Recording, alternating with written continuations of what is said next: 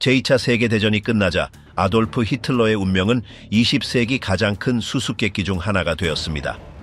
연합군이 제3제국의 몰락을 축하하는 동안 나치 지도자의 탈출 가능성에 대한 소문과 단편적인 증언들이 돌기 시작했습니다. 군사문서, 은행 기록, 그리고 탈출 경로들은 베를린 붕괴 이전에 이미 핵심 인물들을 위한 대피 계획이 설계되었음을 시사합니다. 잠수함 작전, 위장회사 네트워크, 그리고 중립국들과의 합의는 여러 고위 인사들의 최종 목적지가 남미임을 가리켰습니다. 이 복잡한 구조 속에서 마르틴 보르만은 자금 이송과 안전한 은신처 마련을 보장하는 중심적인 역할을 수행했습니다. U-530과 U-977 같은 잠수함의 상륙과 바릴로체와 같은 고립된 장소에 건설된 저택들은 수십 년간의 조사를 부채질했습니다. 베를린 벙커가 그의 마지막 거처였을까요? 아니면 그는 탈출하여 먼 땅에서 익명으로 살았을까요?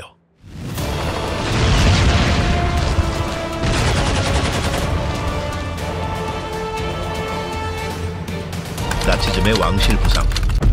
1942년 10월 독일 국방군의 군사력은 최고조에 달했다.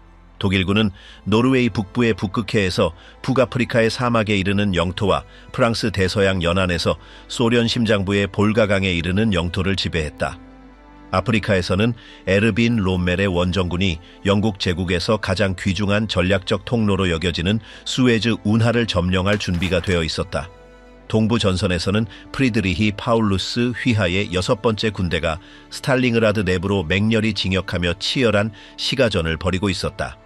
운하와 스탈링그라드를 정복하는 것은 코카서스와 중동의 유전을 통제할 길을 열어 수십 년간 에너지 자원을 확보하는 것을 의미했다. 대서양에서는 독일 잠수함들이 연합군 호송대에 끊임없이 압력을 가했다. 프랑스 대서양 연안 기지에서 카를 데니츠의 함대는 조직적인 그룹으로 공격하여 아메리카와 유럽을 잇는 보급로를 가로챘다. 영국으로 향하는 연료, 무기, 식량을 가득 실은 수많은 배들이 끊임없이 침몰했다. 영국 정부는 국가의 생존이 이 해상 경로에 달려있음을 인정했다.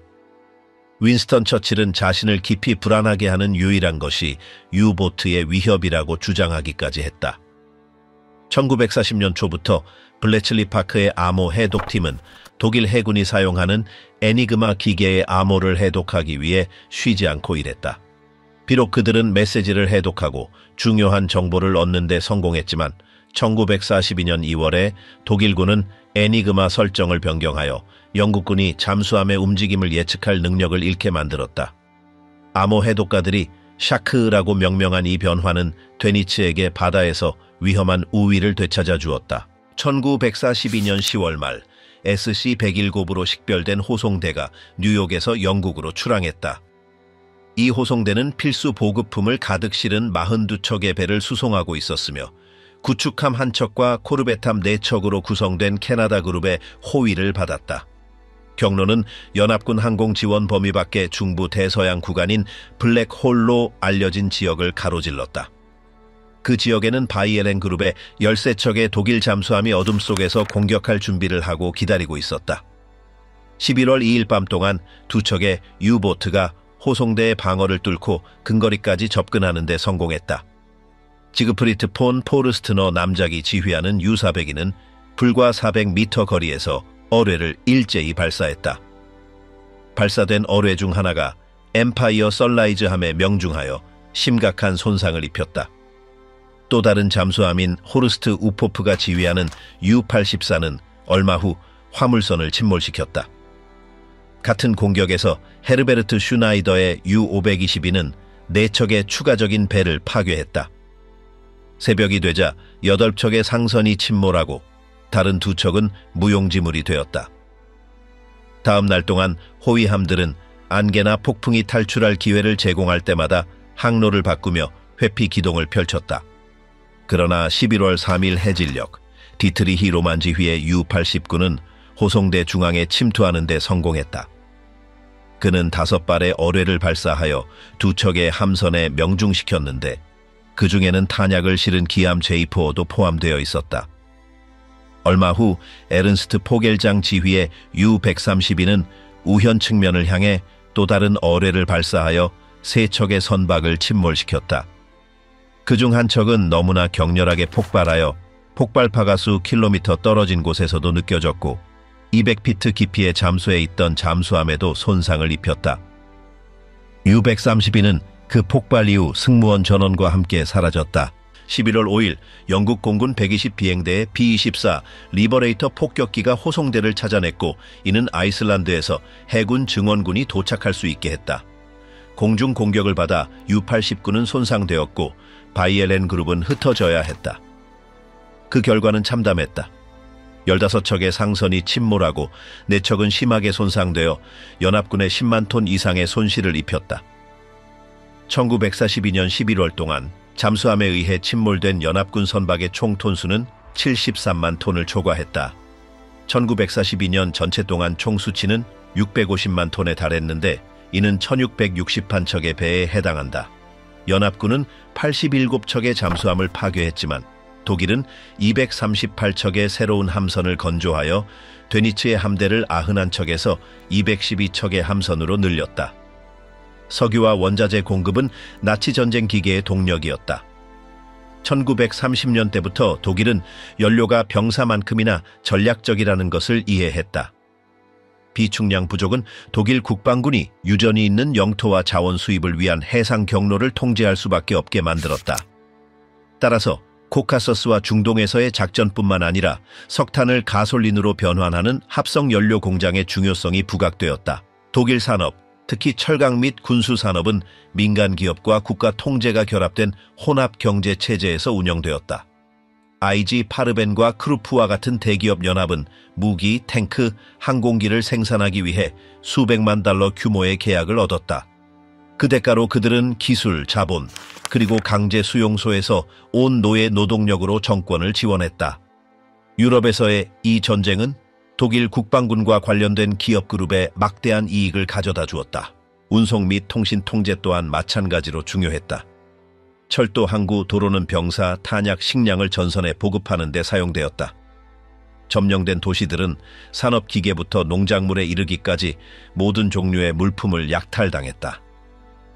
정복된 국가들의 중앙은행, 금은 압수되어 베를린으로 보내졌고 이후 국제시장에서 원자재 구매 자금을 조달하기 위해 스위스, 스페인, 포르투갈의 계좌로 이전되었다. 동시에 연합군 저항군은 전략적 폭격을 통해 이러한 흐름을 차단하려 했다. 무기 공장과 정유 공장은 영국 공군과 미군 항공대의 최우선 목표였다. 이러한 공격에도 불구하고 1942년에 독일 생산량은 강제 노동과 점령지 약탈에 힘입어 계속 증가했다. 대서양의 상황은 연합군에게 여전히 위급했다. 침몰된 배 한 척당 싸움을 지속할 탱크, 비행기, 식량이 줄어든다는 의미였다. 호위함들은 어뢰, 기뢰, 그리고 유보트의 매복 공격에 맞섰다. 대형의 실수나 지연은 몇 분 안에 여러 척의 함선을 잃게 할 수 있었다. 1942년 겨울은 이중의 도전을 안고 있었다. 항로를 유지하고 북아프리카와 유럽에서 다가오는 연합군 공세를 준비하는 것이었다. 영국과 미국 지휘부는 히틀러를 물리칠 유일한 방법은 잠수함의 끊임없는 위협에도 불구하고 대서양을 통한 지속적인 보급 흐름을 확보하는 것임을 알고 있었다. 블레칠리 파크의 압박은 최고조에 달했다.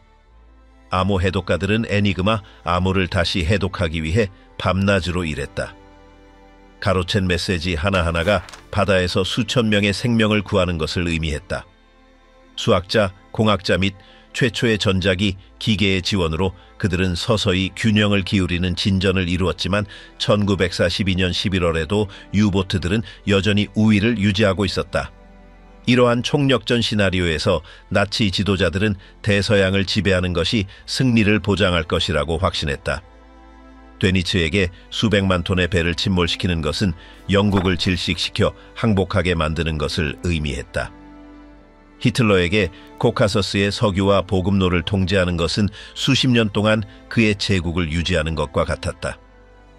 모든 결정은 속도와 잔혹성이 가장 효과적인 무기라는 확신을 가지고 내려졌다. 나치 전세를 바꾼 패배들. 1942년 말 북아프리카에서의 독일군의 공세가 약화되기 시작했다. 사막의 여우로 알려진 에르빈 롬멜 원수는 수에즈 운하를 점령할 목적으로 이집트까지 진격했다. 그러나 버나드 몽고메리가 지휘하는 영국 제8군이 엘 알라메인 방어선에 강력한 방어선을 구축했다. 10월 말 수천 명의 병사와 수백 대의 전차가 결정적인 전투에서 충돌했다. 거의 2주 동안 롬멜의 병력은 리비아로 밀려났다. 연료와 탄약 비축량은 빠르게 줄어들었고 보급 호송대는 공중과 해상에서 공격을 받았다. 11월 17일 아프리카 군단은 장비와 전략적 거점을 버려두고 조직적인 후퇴를 시작했다. 이와 동시에 동부 전선에서는 독일군이 가장 위급한 순간을 겪고 있었다. 프리드리히 파울루스가 지휘하는 제6군이 9월에 스탈링그라드에 침투했다. 확실한 승리로 보였던 것이 절망적인 시가전으로 변모했다. 거르기 주코프가 지휘하는 소련군은 각 건물을 요새처럼 방어했다. 11월 중순 우라누스 작전이 전황을 바꿨다. 대규모 역공으로 소련군은 25만 명 이상의 독일군과 연합군을 포위했다. 포위는 보급로를 차단하여 완전한 사단들을 극한의 추위와 굶주림 속에서 고립시켰다. 동프로이센에 있는 그의 사령부에서 히틀러는 파울루스에게 어떤 대가를 치르더라도 저항하라고 명령했다. 헤르만 괴링은 매일 500톤의 공중 보급으로 병력을 지원하겠다고 약속했지만 비행기들은 필요한 양의 극히 일부만을 전달할 수 있었다. 수천 명의 병사들이 매일 동상이나 굶주림으로 죽어갔다. 스탈링그라드는 제국의 첫 번째 주요 전략적 패배로 드러나고 있었다. 한편 북아프리카에서는 상황이 복잡해지고 있었다. 1942년 11월 8일에 시작된 토치 작전은 미군과 영국군이 모로코와 알제리에 상륙하도록 이끌었다. 몇 주 만에 추측군은 서쪽에서 진격하는 연합군 부대와 이집트에서 압박하는 영국군 사이에 갇히게 되었다.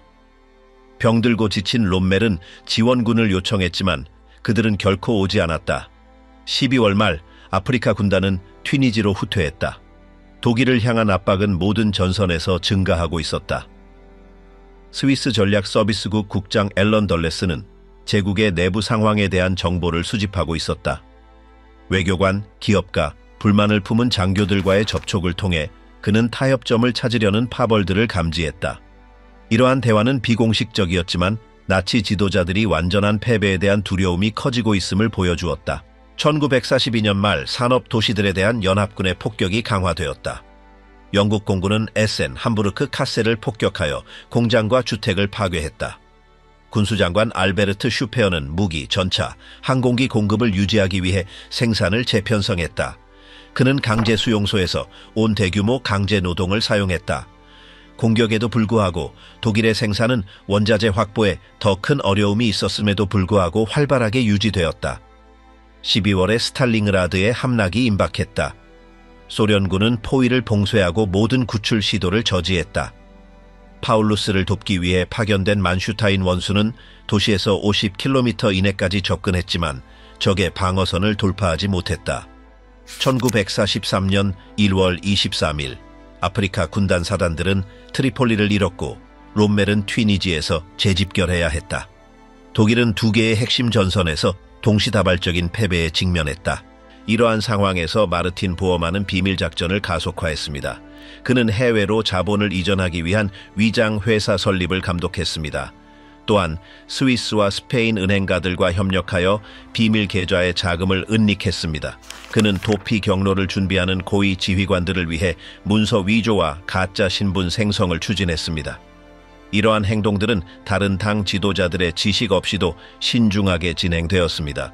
베를린에서는 분위기가 점점 더 긴장되었습니다. 히틀러는 좌절에 대해 자신의 장군들을 비난했지만 자신의 전략을 고수했습니다.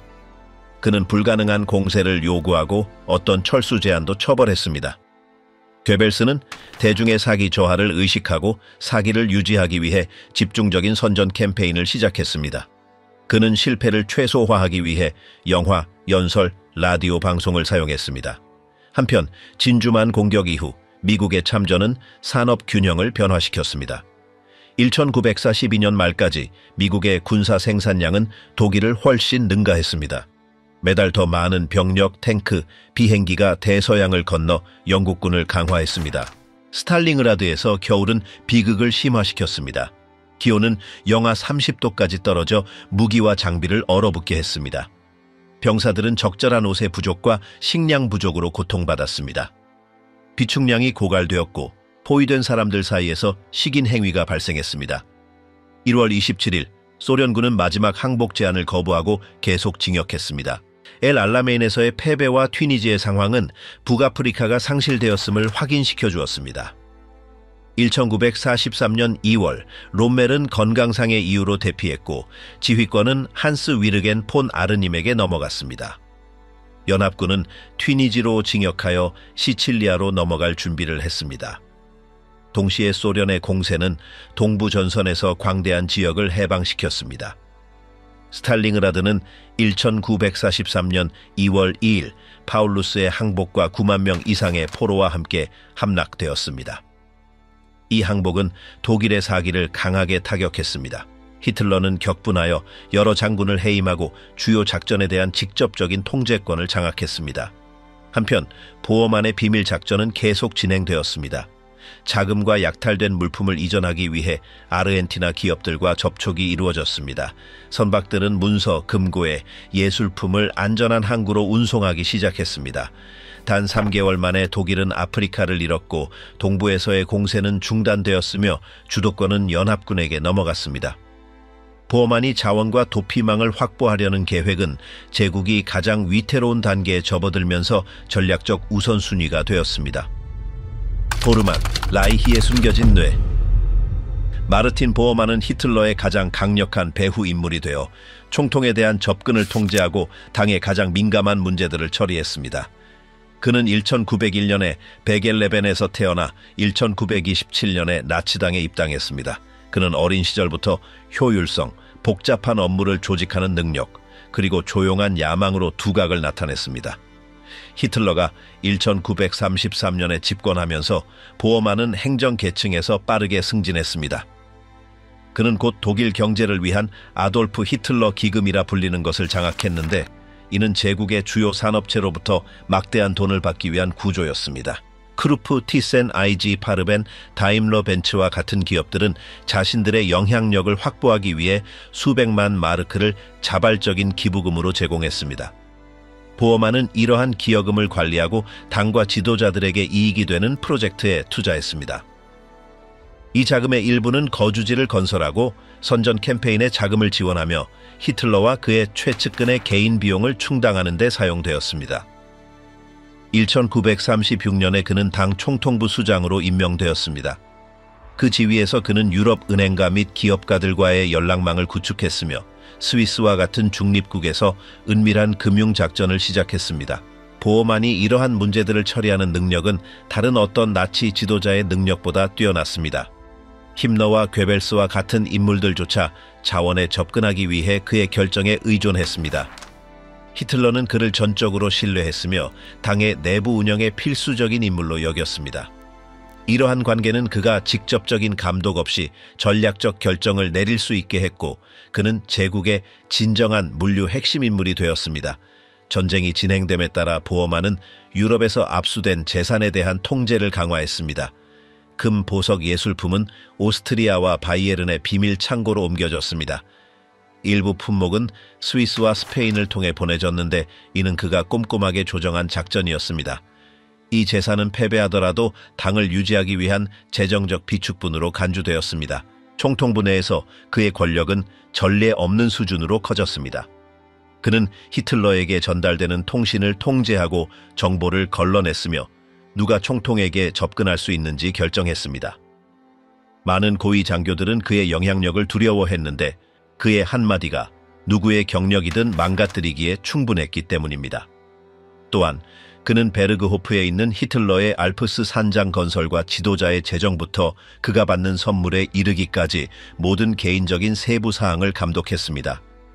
1943년에 보어만은 그의 내부 관리 시스템을 완벽하게 만들었습니다. 그는 국제시장에서 원자재와 기술을 얻는데 필수적인 달러와 파운드 스털링과 같은 강한 외화를 구매하기 위해 스위스 은행들과 협정을 맺었습니다.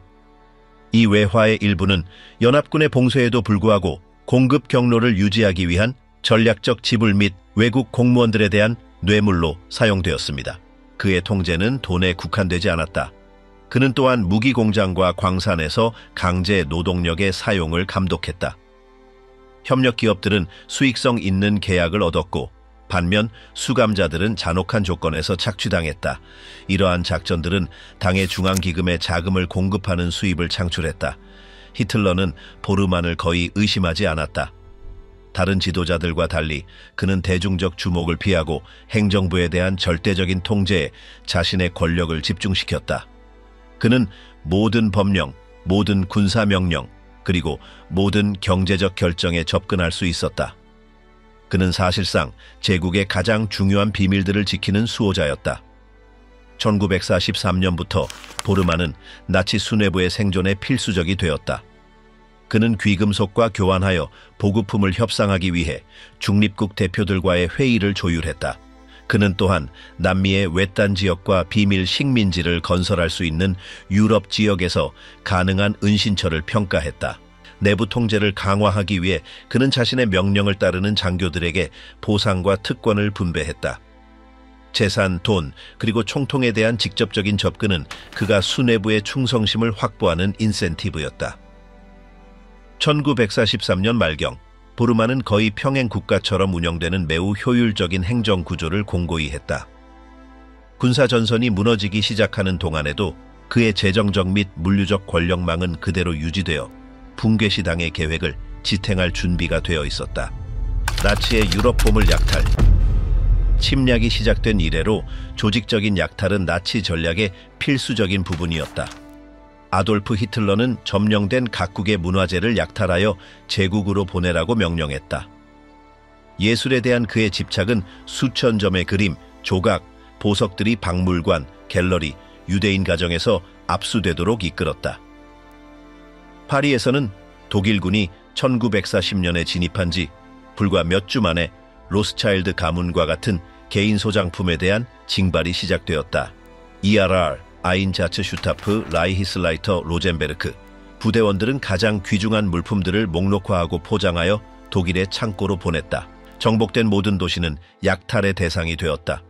바르샤바, 크라쿠프, 암스테르담, 브뤼셀에서는 전문팀이 박물관과 도서관에 침입하여 선반 전체를 비웠다.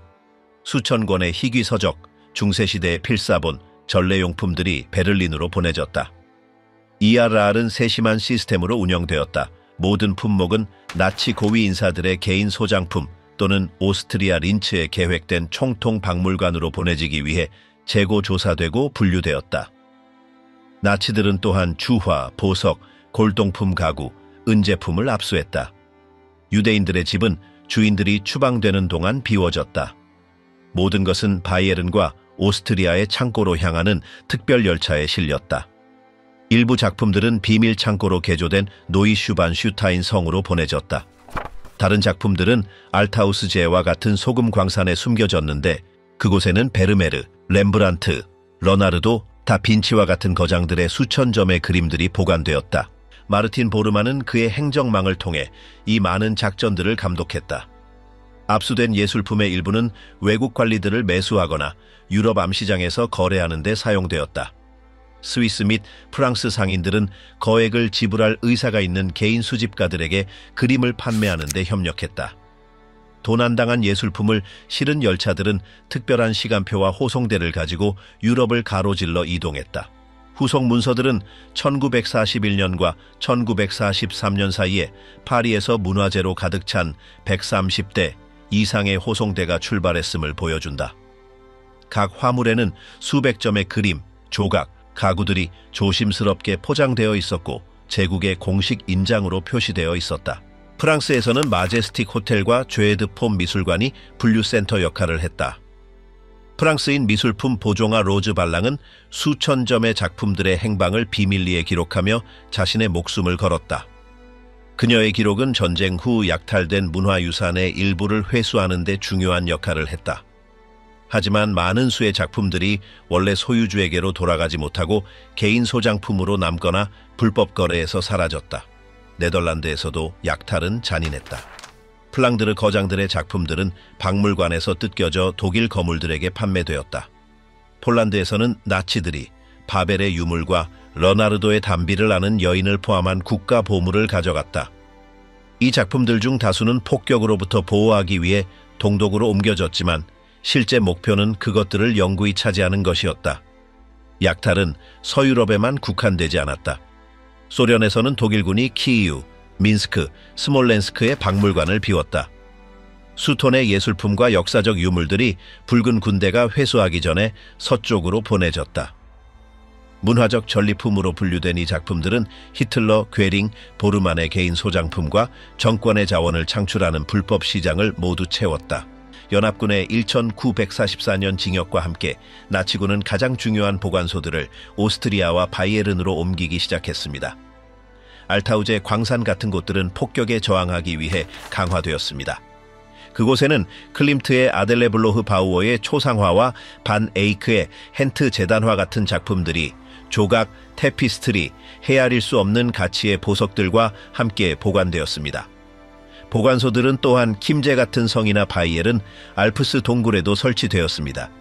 연합군이 징역할 때 많은 작품들이 적의 손에 넘어가는 것을 막기 위해 의도적으로 파괴되었습니다. 약탈의 물류는 군사 작전만큼이나 복잡했습니다. 기갑열차, SS가 호송하는 호송대, 그리고 포장 전문가들이 손상 없이 물품을 운반하기 위해 일했습니다. ERR은 각 작품의 사진과 설명이 담긴 상세한 목록을 유지했습니다. 보르만은 보관소의 상태와 몰수된 예술품의 행방에 대한 지속적인 보고를 받았습니다. 모에벨 악치온으로 알려진 유대인 주택 약탈은 특히 수익성이 높았습니다. 파리에서만 1942년에서 1944년 사이에 7만 개 이상의 아파트가 비워졌습니다. 가구와 귀중품은 정권에 동조하는 상인들에 의해 경매에 붙여졌습니다. 문화 약탈 또한 선전 도구였습니다. 나치군은 이를 유럽에 흩어져 있던 게르만 예술의 회복으로 내세웠습니다. 실제로는 유럽 유산의 상당 부분이 파괴되거나 은닉되었습니다. 많은 유대인 가족들은 자신들의 소장품을 결코 되찾지 못했습니다. 오늘날에도 수천 점의 작품들이 여전히 사라진 상태입니다. 군사 전선이 무너지는 동안 보르만과 ERR은 가장 가치 있는 작품들이 나치 통제에 남아있도록 확보하는 데 노력을 집중했습니다. 일부는 전쟁의 마지막 몇 달 동안 외교 비행편으로 스위스로 옮겨졌습니다. 다른 것들은 압수를 피하기 위해 수도원과 농장에 숨겨졌습니다. 정밀하게 관리된 이 문화적 보물은 현대 역사상 가장 큰 약탈 작전 중 하나가 되었습니다. 도피 자금을 댄 숨겨진 금. 유럽 최초의 정복이 시작된 이래 금은 나치 재정력의 기둥으로 여겨졌습니다. 침략당한 각 국가는 중앙은행부터 시작하여 체계적으로 약탈당했습니다.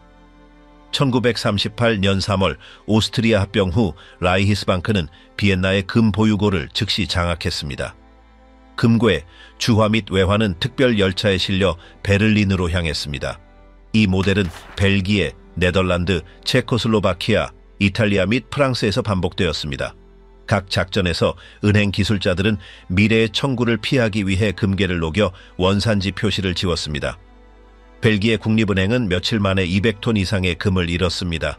1940년 6월 파리가 함락된 후 프랑스는 베를린과 비엔나로 운송된 800톤 이상의 금을 넘겨주었습니다. 점령된 각 국가의 금고는 비워졌습니다. 보석과 개인 예금, 특히 유대인 가족의 예금도 압수되었습니다. 이 모든 자원은 전쟁 자금을 조달하고 장거리 작전을 위한 비밀 기금을 마련하는 데 사용되었습니다. 스위스는 거래의 핵심 중심지가 되었습니다. 스위스 국립은행과 바젤에 본사를 둔 국제결제은행 BIS은 중개자 역할을 했습니다. 1939년부터 금을 실은 기차는 알프스를 넘어 스위스 은행의 금괴를 예치했으며 그곳에서 스위스 프랑 달러 또는 파운드 스털링으로 전환되었습니다. 강력한 통화로의 이러한 전환을 통해 제국은 중립시장에서 원자재를 구매할 수 있었습니다. 스페인과 포르투갈도 핵심적인 역할을 했습니다. 프란시스코 프랑코와 안토니우드 올리베이라 살라자르와의 협정을 통해 독일은 무기와 장갑의 강철을 강화하는 데 필수적인 광물인 텅스텐을 막대한 양으로 구매했습니다. 이 대금은 SS의 보호 아래 기차와 선박으로 운송된 금으로 지급되었습니다. 양국은 금괴의 출처를 의심하지 않고 경제를 유지하기 위한 전략의 일환으로 금괴를 받아들였습니다. 흔적을 지우기 위해 압수된 금은 인장이 없는 막대로 녹여 스크린 회사를 사용하여 리스본, 마드리드, 취리히의 은행에 분배되었습니다. 기밀 해제된 문서는 1939년과 1945년 사이 독일이 현재 가치로 수억 달러에 해당하는 금을 스위스로 이전했음을 보여줍니다. 이 금의 일부는 강제 수용소에서 나왔습니다. SS는 포로들의 보석, 시계, 금리 및 귀중품을 압수했습니다. 모든 것은 녹여져 SS 경제행정본부와 라이히스방크에 조율해 숨겨진 화물로 운송되었습니다. 희생자들의 금속은 전쟁 기계와 당의 비밀 작전을 지원하는 동일한 계좌로 들어갔습니다. 나치금은 협상 도구가 되었습니다. 관리들을 매수하고 무기를 구매하며 중립시장에서 식량과 석유의 흐름을 보장하는 데 사용되었습니다. 외교관과 은행가들은 호의를 확보하기 위해 금괴로 보상받았습니다. 모든 거래는 절대적으로 신뢰할 수 있는 사람들만이 관리하는 숨겨진 장부에 기록되었습니다. 1943년 스탈링그라드와 아프리카에서의 패배가 전쟁의 흐름을 바꾸기 시작했을 때 스위스로의 금 유입이 심화되었습니다. 특별 수송대들은 베를린과 빈에서 남은 비축량을 바이에른 알프스의 예금고와 스위스 은행으로 옮겼습니다. 일부 열차는 폭격을 피하기 위해 석탄 운송물로 위장하여 이동했습니다. 스페인의 프랑코는 스페인 은행의 비축량을 강화하기 위해 이 금속의 일부를 받았습니다. 그 대가로 스페인 정권은 원자재 구매와 포르투갈 및 남아메리카로의 요원 통과를 허용했습니다. 포르투갈은 독일 무기 산업의 필수적인 자원인 텅스텐과 고무 대신 금괴를 받았습니다. 남아메리카와의 연결이 이 단계에서 공고해졌습니다. 아르헨티나, 브라질, 칠레의 위장 회사들은 스위스금에서 전환된 외환 송금을 받았습니다. 그 돈으로 나치 고위 인사들의 피난처가 된 대농장, 공장, 부동산을 매입했습니다. 기밀 해제된 문서에 따르면 1943년과 1945년 사이에 수백만 스위스 프랑이 부에노스아이레스와 몬테비더의 계좌로 보내졌습니다. 금은 또한 정치적 도구로도 사용되었습니다. 비밀 지불은 침묵이나 협력을 보장하기 위해 중립국 지도자들과 공무원들에게 지시되었습니다. 이러한 작전은 중개인, 외교 행랑, 유럽 은행을 통한 송금으로 이루어졌습니다. 금괴는 SS가 통제하는 안전한 경로를 이용하여 화물기와 잠수함으로 운송되었습니다. 국제결제은행은 전쟁 중에도 중앙은행 간의 금송금을 처리하며 모호한 역할을 수행했습니다. 독일은 벨기에와 체코슬로바키아에서 약탈한 금을 합법적인 거래인 것처럼 이동시켜 많은 양의 귀금속을 세탁하는 데 이 경로를 이용했습니다. 1945년 말까지 나치금의 막대한 비축량은 여전히 독일밖에 있었습니다. 스위스에만 700톤 이상의 금이 남아있었던 것으로 추정됩니다. 그 금은 오데사와 같은 네트워크의 기반이 되어 전범들이 남아메리카와 중동으로 도피하는 것을 도왔습니다. 금 운송은 극단적인 방법을 사용하여 이루어졌습니다. 독일 잠수함들은 금괴가 봉인된 상자를 스페인과 아르헨티나의 항구로 운반했습니다. 연합군 보고서에는 1944년에 마르델 플라타와 갈리시아 항구에서 하역된 화물이 언급되어 있습니다. 이 선적들은 SS 장교들과 신뢰할 수 있는 요원들에 의해 조정되었습니다. 금의 일부는 라틴 아메리카의 스파이 네트워크에도 자금을 지원했습니다. 부에노스아이레스, 산티아고, 리우데자네이로의 요원들은 공무원에게 뇌물을 주고 문서를 위조하며 도피 경로를 준비하기 위한 자금을 받았습니다. 연합군은 나치금을 추적하려고 시도했지만 스위스의 중립성과 이베리아 은행들의 신중함으로 인해 어떠한 회수도 어려웠습니다. 이후 조사에 따르면 스위스 은행가들은 표식이 지워진 금을 받아 자신들의 비축량에 통합시켰음이 확인되었습니다. 나치의 금융 계획은 분명했습니다. 약탈한 금을 글로벌 경제력 네트워크로 전환하는 것이었습니다. 각 금괴는 유럽을 넘어 나치즘의 생존을 보장하기 위한 투자였습니다. 이러한 축적 및 은닉 시스템은 남아메리카로의 도피 경로, 비밀 네트워크 및 비밀 작전을 자금 지원하는 데 핵심적인 역할을 했습니다. 독수리 비행, 탈출 경로. 제국의 전선이 무너지면서 마르틴 보어만은 나치 수뇌부의 탈출과 자원 이전을 확보하기 위한 계획을 발동했습니다. 악치온 포이어란트, 액션 푸얼랜드라고 불린 이 프로젝트는 주로 아르헨티나를 포함한 남아메리카에 전략적 피난처를 설립하는 것을 목표로 했습니다. 보어만은 1942년부터 이 계획을 구상했지만 스탈링그라드에서의 패배와 아프리카 상실로 인해 긴급해졌습니다. 이 전략은 베르나르트 작전, 오페라치온 베르나덴으로 알려진 대규모 위조 작전과 결합된 탈출 경로를 포함했습니다. SS가 지휘한 베르나르트 작전은 이러한 책략의 핵심이었습니다. 하인리히 힘러의 명령에 따라 인쇄 및 조각 경험이 있는 죄수들이 거의 탐지 불가능할 정도로 높은 품질의 가짜 파운드 지폐를 제작했습니다. 수백만 파운드에 달하는 이 지폐들은 비밀 시장에서 유통되었으며 원자재 대금, 뇌물, 중립국에서의 연락책 비용으로 사용되었습니다. 이 자금의 일부는 남아메리카의 지원 네트워크를 구축하는 데 사용되었습니다. 아르헨티나는 작전의 핵심 목적지가 되었습니다. 1943년부터 보만은 후안 도밍고 페론에게 접근할 수 있는 아르헨티나 사업가 루드비히 프로이데와 관계를 맺었습니다. 이 연락을 통해 자본, 기술 또는 전략 정보를 가지고 도착하는 나치 고위 인사들에게 피난처를 보장하는 합의가 이루어졌습니다. 이러한 합의에는 파타고니아의 영지 구매와 바릴로체 지역의 프로젝트가 포함되었습니다. 이동을 위해 스페인 북부 항구와 프랑스 해안에서 출발하는 해상 경로가 정해졌습니다. U-530 및 U-233과 같은 잠수함들은 문서, 돈, 귀중품을 마르델 플라타로 운송하기 위해 개조되었습니다. 위조는 미국 달러까지 포함했습니다. 이 지폐들은 리스본과 이스탄불 시장에서 유통되었으며 중립선박의 승성원 확보 및 중개인 지불에 사용되었습니다. SS는 수용소와 점령된 도시들의 이동식 인쇄기를 설치하여 의심을 사지 않고 이동할 수 있도록 라틴 아메리카 국가들의 여권과 국적 증명서를 생산했습니다. 아메리카 대륙의 물류를 강화하기 위해 기계 및 화학 제품 수입 회사를 통해 아르헨티나와 파라과이의 투자가 조직되었습니다. 이 회사들은 지원 네트워크의 위장 역할을 했습니다. 동시에 칠레와 브라질도 계획에 포함되었습니다. 칠레 남부에서는 발디비아와 오소르노 같은 독일인 식민지들이 안전한 환경을 제공했습니다. 브라질에서는 연합군의 압력이 증가함에도 불구하고 일부 회사들이 상파울루와 리우데자네이루에 투자하는 데 성공했습니다. 핵심 인물들의 인출은 가장 민감한 부분이었습니다. SS 고위 인사, 과학자 및 기술자들의 탈출이 우선시되었습니다. 경로는 스페인행 항공편, 아프리카를 경유하는 중립 선박 승선, 그리고 남아메리카로 향하는 잠수함 연결을 결합했습니다. 한스 울리히 루델과 같은 루프트바페 조종사들은 이러한 여정의 유효성을 확인하기 위한 정찰 임무에 참여했습니다. 조정은 중립국 대사관으로 암호화된 메시지와 코드를 사용하여 소수의 핵심 인물에 의해 유지되었습니다. 1944년 노르망디 상륙 작전 이후 독수리의 비행 계획이 작전 단계에 진입했습니다. 킬과 함부르크에서 잠수함들이 전략적 화물을 싣고 출항했고, 동시에 부에노스아이레스의 독일 엔지니어들은 비상 착륙을 위한 임시 활주로를 준비했습니다. 각 작전에는 위조 문서, 세관 연락책, 그리고 세밀하게 계산된 뇌물이 필요했습니다.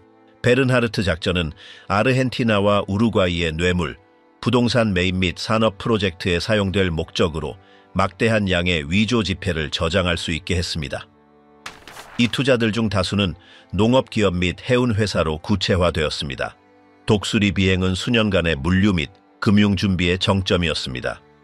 모든 지폐, 모든 잠수함, 그리고 모든 위조 여권은 베를린이 붕괴하기 전에도 나치 핵심부의 생존을 보장하기 위해 고안된 구조의 일부였습니다. 고위인사 사냥작전. 1944년 봄 연합군이 유럽을 진군할 때 새로운 우선순위가 떠올랐습니다. 나치 고위 인사들을 체포하고 군사 기밀과 첨단 기술의 압수를 확보하는 것이었습니다. 런던과 워싱턴은 적진 뒤에서 작전하는 특수부대와 함께 정보부대를 조직했습니다. 이 그룹들 중에서는 독일군이 민감한 문서를 파괴하기 전에 이를 확보하도록 설계된 30 특공대가 두드러졌습니다. 당시 영국 해군 정보 장교이자 훗날 제임스 본드의 창시자가 될 이언 플레밍은 이 부대의 주역 중 한 명이었습니다. 이 부대들은 최근 해방된 도시에서 당 파일, 통신 암호, 실험용 프로토타입을 압수하기 위해 신속한 습격을 감행했습니다. 또한 그들은 고위 장교들의 행방을 추적하기 위해 SS와 게슈타포 인명록을 추적했습니다. 발견된 것들은 즉시 런던의 정보센터로 보내졌습니다. 회수된 자료에는 지도, 은행 기록, 무기 재고 목록, 비밀 실험에 대한 데이터가 포함되었습니다. 연합군의 독일 징역과 함께 나치 전선에서의 혼란은 커졌습니다. 제국 관리들은 증거를 파괴하거나 바이에른, 오스트리아, 이탈리아로 도주를 시도했습니다. 이 도주로는 수도원, 농가, 나치 동조자들의 집과 같은 피난처와 연결되었습니다. 일부 고위 인사들은 제복을 사복으로 갈아입었고 다른 이들은 미리 준비된 위조 서류를 사용했습니다.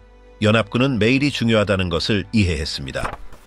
영국과 미국의 특공대들은 독일군이 철수할 때 문서를 확보하기 위해 전투 병력을 동반했습니다. 노르망디에서는 6월 상륙 후 라틴 아메리카와 중립국에 있는 나치 네트워크에 대한 정보를 담은 정보 창고가 압수되었습니다. 1944년 말 미국 전략사무국은 당의 금융 채널을 추적하기 위해 스위스와 스페인으로 요원들을 보냈습니다. 가로채진 보고서들은 스위스 은행으로의 돈과 금고의 이체를 보여주었으며 이는 체계적인 도주 작전 준비를 나타냈습니다. 베른 주재 OSS 책임자 앨런 덜레스는 정보를 대가로 자신들의 안전을 협상하려던 나치 정권에 가까운 인물들과 접촉했습니다. 독일 내부에서는 나치즘에 대한 내부 저항이 힘을 얻기 시작했습니다. 불가피한 결말을 알고 있던 일부 독일 국방군 장교들은 연합군과의 접촉을 시도했습니다. 그러나 게슈타포와 SS는 철저한 통제를 유지했고 보르만은 지도부의 보호를 강화했습니다. 베를린을 바이에른과 오스트리아와 연결하는 터널, 벙커, 대피로가 건설되었습니다. 프랑스 해방과 함께 고위 인사들에 대한 압력이 증가했습니다. 파리에서 연합군은 유럽과 라틴 아메리카의 스파이 네트워크를 상세히 기술한 게슈타포와 아프베르의 문서를 확보했습니다. 또한 마르세유와 보르도에서 의심스러운 화물을 싣고 출발하는 선박 목록도 발견되었습니다. 벨기에와 네덜란드를 통한 징역은 더 많은 문서를 확보할 수 있게 했습니다. 영국 티포스 특공대들은 기술이 소련의 손에 넘어가는 것을 막기 위해 무기 공장과 독일 공군 사무실을 점령했습니다. 여러 작전에서 금, 예술작품 암호화된 문서가 보관된 창고가 발견되었습니다. 헤르만 페겔라인과 칼 볼프와 같은 장교들의 체포는 도주 경로에 대한 중요한 정보를 제공했습니다. 고위 인사들을 스위스로 이동시키기 위해 준비된 장갑 호송대가 확인되었습니다. 동시에 남대서양으로 향하는 잠수함의 움직임은 해상 도주 가능성에 대한 의심을 불러일으켰습니다. OSS와 MI6은 나치 동조자들이 성직자와 중립국 관리들의 도움을 받아 조직한 탈출 경로인 소위 G의 길을 따라 유럽에서 이러한 활동을 추적했습니다. 이탈리아 항구에서 배들은 도망자들과 귀중한 화물을 싣고 라틴 아메리카로 떠났습니다. 로마에서는 바티칸과 연결된 접촉자들이 전직 SS 장교들을 위해 적십자 여권을 제공했습니다. 사냥꾼들은 이 네트워크가 대서양을 건너기 전에 스페인, 포르투갈, 북아프리카까지 확장되는 과정을 문서화했습니다. 연합군 요원들은 금과 위조 신분으로 된 사람들을 언급하는 암호화된 메시지를 가로챘지만 네트워크의 규모가 너무 커서 모든 출구를 막는 것은 거의 불가능했습니다. 전쟁이 끝나면서 나치 사냥은 전 세계적인 작전이 되었습니다. 시몬 비젠탈과 유대인 단체 같은 인물들은 전범들을 추적하여 법의 심판을 받게 하기 시작했습니다. 연합군은 가장 수배 중인 사람들의 이름이 담긴 블랙리스트를 작성하는 한편 오데사와 같은 지하 조직들은 도망자들을 보호하기 위해 자원을 동원하기 시작했습니다. 특별작전은 베를린 함락 이후에도 수개월 동안 계속되어 유럽, 라틴 아메리카, 중동에서 장교들을 추적했습니다. 연합군 정보부와 탈출 네트워크 간의 갈등은 즉각적인 전후 시대를 정의할 시한부 경쟁을 만들었습니다. 벙커에서 하늘로 비밀 탈출. 1945년 4월 말 베를린은 완전한 포위 상태였습니다. 소련군은 동쪽에서 진격했고 연합군은 서쪽에서 압박했습니다. 퓨러벙커 내부에서 히틀러와 그의 최측근들은 제국의 붕괴에 직면했습니다.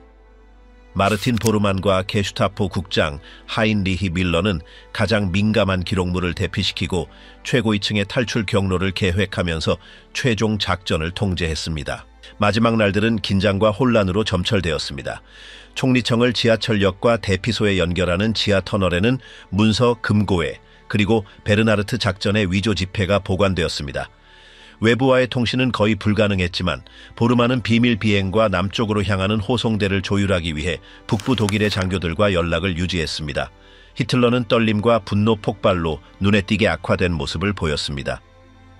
장군들과의 회의에서 그는 어떤 항복도 거부했습니다. 보르만에게 우선순위는 도주를 보장하는 것이었습니다. 밀러는 히틀러와 에바 브라운의 외모와 제스처를 모방하도록 훈련된 대역들을 사용하는 계획을 설계했습니다. 목표는 소련군을 혼란스럽게 할 설득력 있는 장면을 총리청 정원에서 연출하는 것이었습니다. 4월 30일, 소련군의 포병대가 베를린 중심부에 포탄을 쏟아붓는 동안 모의 작전이 시작되었습니다. 두 구의 시신이 준비되어 뜰에서 불태워졌습니다. 오토 균셰와 하인츠 링게 같은 증인들은 불타는 시신을 보았다고 주장했지만 발견된 유해는 알아볼 수 없는 파편들이어서 실제 탈출의 가능성을 열어두었습니다. 연극이 진행되는 동안 히틀러와 에바 브라운은 벙커를 떠날 준비를 했습니다. 그들은 평상복을 입고 하급 장교로 신분을 위장한 위조 문서를 소지했습니다. 탈출은 총리청과 베를린 외곽의 임시 활주로를 연결하는 터널을 통해 이루어졌습니다. 그곳에는 은밀한 임무를 전문으로 하는 비밀 부대인 KK-200 소속의 융커스 U-52 비행기가 그들을 기다리고 있었습니다. 도주는 세부적으로 조정되었습니다. SS 장교들은 외곽을 확보했고 작은 호송대는 다른 구역에서 소련군을 교란했습니다. 비행기는 새벽에 독일 북부로 향해 이륙했습니다. 첫 번째 경유지는 트라벤윈데였으며 그곳에서 연료를 재충전하고 남부 유럽으로 향하는 비행 계획을 검토했습니다. 수십 년 후에 기밀 해제된 문서들은 이 이륙이 보르만에게 직접 감독된 작전의 일부였다고 언급합니다. 동시에 밀러는 벙커 내부의 흔적을 지웠습니다. 재정 이동과 탈출 경로 목록에 대한 문서가 파괴되었습니다. 또한 연합군을 혼란스럽게 하기 위해 위조 무선 메시지도 발송되었습니다. 소련군이 총리청을 점령했을 때 그들은 히틀러의 운명에 대한 의문을 증폭시키는 모순된 보고서들을 발견했습니다. 트라베민대에서 경유한 후 항공기는 연합군이 통제하는 영공을 우회하며 남쪽으로 비행했습니다. 두 번째 정차는 스페인 르스 근처의 활주로였습니다. 프랑코 정권과 연계된 요원들이 연료와 물류를 제공했습니다. 유연한 중립을 유지했던 스페인은 탈출 경로의 핵심 지점이었습니다. 르스에서 U-52 비행기는 카나리아 제도로 날아갔고 그곳에서는 지볼프 작전의 잠수함들이 비밀 화물과 인력을 남미로 수송하기 위해 기다리고 있었습니다. 연합군 보고서는 1945년 5월에 그 지역에서 유보트의 비정상적인 움직임을 확인했으며 이는 조직적인 탈출 가설을 뒷받침합니다. 비행 중 히틀러는 에바 브라운과 소수의 의사, 조력자, 보안 요원들과 함께 항공기에 개조된 구역에 숨어 있었습니다. 각 구간은 요격을 피하도록 계산되었습니다. KG-200의 조종사들은 비밀 경로를 알고 있었고 발각되지 않기 위해 가짜 무선 코드를 사용했습니다. 비행기가 전진하는 동안 베를린에서는 소련군이 히틀러가 벙커에서 사망했다고 발표했습니다. 검증 가능한 유해의 부재는 연합군이 모순되는 증언들을 조사하게 만들었습니다. 일부 포로들은 히틀러를 장갑차 호송대에서 보았다고 주장했고 다른 이들은 스페인으로의 비행에 대해 언급했습니다. 항공 탈출과 해상 이동 간의 조정은 매우 중요했습니다. U-530과 U-977과 같은 잠수함들은 아르헨티나까지 항해했고 전쟁이 끝난 지 몇 달 후에 자수했으며 이는 나치 고위 인사들이 이 경로들을 사용했다는 이론을 강화했습니다. 아르헨티나 기록 보관소의 문서들은 특별 화물의 도착을 조직하기 위한 독일 장교들과 현지 당국 간의 통신을 언급합니다. 베를린의 마지막 시간 동안 보르만과 밀러는 스위스와 스페인으로 자금을 계속 옮겼습니다. 금과 외화는 남미의 탈출 네트워크를 위한 자원을 확보하면서 광산과 저장고에 숨기기 위해 기차로 오스트리아로 운송되었습니다. 카나리아 제도로의 비행은 극도의 긴장 속에서 여러 시간 지속되었습니다. 조종사들은 알려진 경로를 피하고 레이더를 피하기 위해 저고도로 비행했습니다. 일단 군도에 도착하자 히틀러와 그의 일행은 교통수단을 바꿨습니다. 일부 기록은 남미로 가는 배에 대해 이야기하고 다른 기록은 승객과 귀중한 화물을 운송할 수 있도록 장비된 유보트 잠수함과의 직접적인 연결에 대해 이야기합니다. 대역 가설은 식별 불가능한 불에 탄 시신들을 묘사한 소련 증인들에 의해 뒷받침되었습니다. 후속 연구들은 히틀러에게 귀속된 치과 잔해가 치과 기록과 일치하지 않는다고 결론 내렸으며 이는 탈출 이론을 강화합니다. 연합군은 공식적으로 벙커 버전을 수용했지만 계속해서 조사했습니다. 웨스에스는 스페인, 모로코, 아르헨티나에서의 목격 보고서를 수집했습니다. 일부는 기각되었지만 비행기와 잠수함의 움직임 패턴은 결코 완전히 밝혀지지 않았습니다. 유럽 남부로의 비밀 비행은 보르만 계획의 마지막 단계의 시작을 알렸습니다. 그곳에서 도피자들은 수년 전부터 준비된 인프라를 사용하여 남미로 이동할 수 있었습니다. 아르헨티나는 고립된 농장들과 조직화된 독일인 공동체를 통해 안전한 피난처를 제공했습니다. 파타고니아는 호수와 산을 통해 수십 년 동안 숨어 지내기에 완벽한 장소였습니다. 베를린에서의 마지막 날들, 즉 사망 위장과 항공 탈출에 대한 이야기는 여전히 전쟁의 가장 수수께끼 같은 에피소드 중 하나입니다. 모든 문서와 증언은 나치 최고 지도부가 해상 경로, 국제 연락망, 그리고 즉흥적으로는 불가능한 재정 물류로 뒷받침되는 세심한 탈출 계획을 설계했음을 시사합니다. 비밀 항로, 남아메리카의 우보트. 1945년 7월 10일 마르델 플라타 해군 기지는 U-530 잠수함의 출현에 놀랐다. 승무원들은 충돌 없이 항복했지만 잠수함의 내용은 완전히 공개되지 않았다. 한 달 후인 8월 17일 U-977 잠수함은 100일 이상의 항해 끝에 같은 기지에 도착했다. 이 두 척의 선박이 연달아 도착하면서 공식적인 인도전의 나치 고위 인사들과 귀중한 화물이 아르헨티나 해안으로 대피했을 가능성에 대한 소문이 돌았다. 해상 경찰 보고서에는 네코체아와 푸에르토 마드린에서의 비밀 상륙이 언급되어 있다. 현지 증언에 따르면 밤중에 금속 상자와 사복 차림의 사람들이 배에서 내리는 모습이 목격되었다. 이 화물들은 파타고니아에 있는 나치 동조자들의 농장으로 신속하게 옮겨졌다. 잠수함의 남미 항로는 세심하게 계획되었다. 유럽에서 출발하여 보급을 위해 갈리시아 또는 카디스 항구에 기항했고 카나리아 제도로 계속 이동한 후 탐지를 피하기 위해 깊은 수심으로 남대서양에 진입했다. 항해는 회피 기동에 따라 8주에서 10주까지 연장될 수 있었다. 아르헨티나에서의 영접은 후안 도밍고, 페론의 측근에 직접 접근할 수 있었던 루드비히 프로이데와 같은 독일 기업가들에 의해 조율되었다. 프로이데는 모로마르와 같이 마르델 플라타 근처 농장의 창고로 하역된 물품 운송을 감독하고 바릴로체와 비아라 앙고스투라의 전략적 부동산 구매를 관리했다. 파타고니아의 독일인 공동체는 핵심적인 역할을 수행했다. 이 공동체들은 운송망과 현지 당국과의 연락망을 통해 숙박, 물류 지원 및 비밀 유지를 제공했다. 호텔과 사교 클럽은 물품과 사람의 이동을 계획하기 위한 모임 장소로 사용되었다. 연합군은 신속하게 반응했다.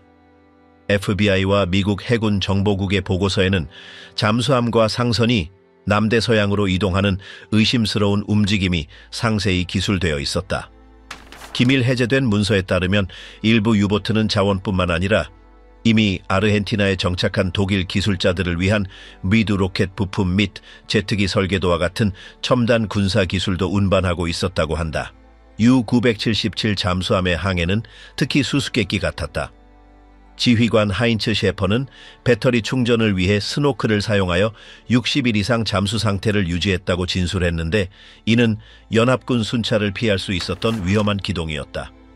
셰퍼는 마르델 플라테에 인도되기 전 상륙이 있었는지 결코 확인하지 않았으며 이는 중요 승객의 존재에 대한 의혹을 증폭시켰다. 이 잠수함들의 아르헨티나 도착은 전 세계적인 관심을 불러일으켰다. 언론은 이들을 유령 잠수함이라고 불렀고 나치 고위 인사들이 이 경로를 이용해 탈출했다는 이론이 유포되었다.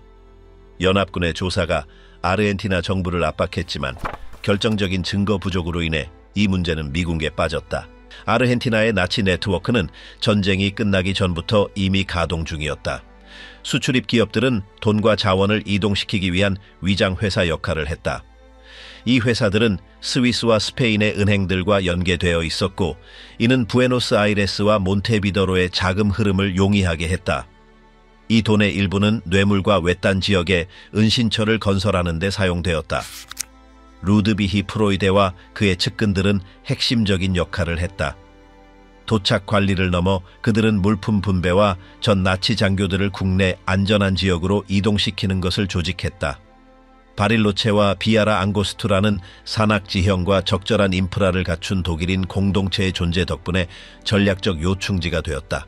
FBI 보고서들은 일부 잠수함들이 자수하기 전에 황량한 해변에 그들의 화물을 내려놓았을 가능성을 지적한다. 이것은 그들이 납포될 당시 귀중품이 부족했던 것을 설명해 줄 것이다. 아마도 금, 문서, 예술품이 담겨 있었을 금속 상자들은 트럭으로 비밀 창고로 운반되었을 것이다. 상업 항로와의 조율이 중요했다.